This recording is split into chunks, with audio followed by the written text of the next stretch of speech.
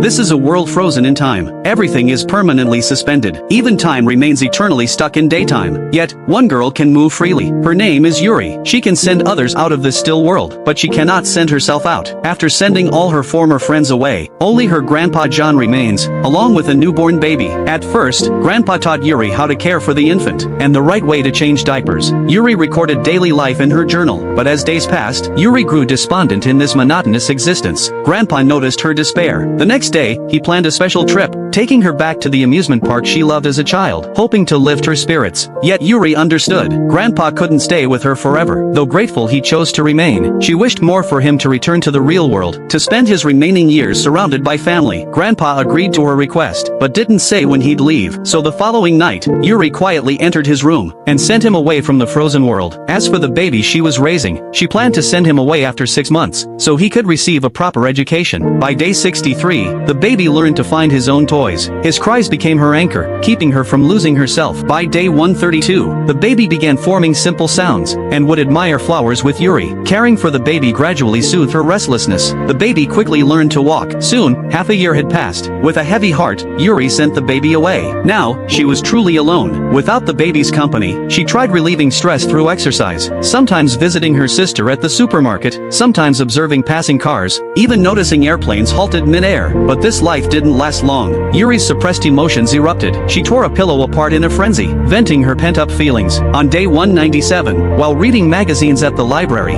Yuri experienced her only 20th birthday, alone. On day 213, she cut her hair short, and wore the dress she'd been too shy to wear before. Setting off on a solo journey, she ran freely through the streets, feeling a liberation she'd never known. She reached the city center, wandered through a frozen baseball game. She slept when tired, and walked on when awake. But the meaning of her journey began fading. Yuri kept reminding herself to stay present. Yet eventually, the static world's consciousness overwhelmed her. She was lifted into the sky, nearly merging completely with the frozen world. Just then, Yuri spotted a glimmer of light ahead. Reaching out desperately, she accidentally awakened a girl frozen by the roadside. Her name was Tia, the original creator of the still world. After hearing Yuri's story, Tia hadn't realized the severity of what she caused. She decided to send Yuri back to the normal world, giving Yuri a card so they could communicate later. As Tia used her power, the world returned to motion.